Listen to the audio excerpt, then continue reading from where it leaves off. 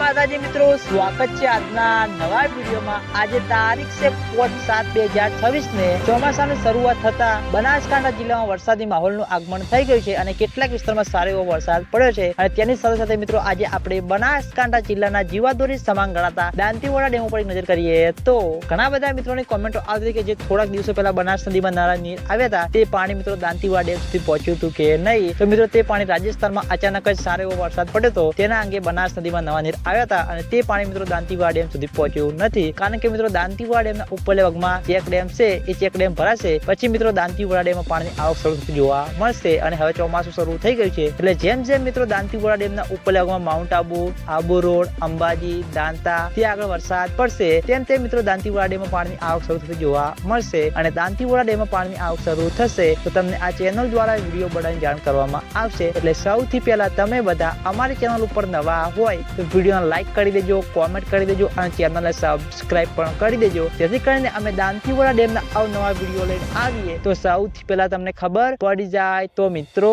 જય માતાજી।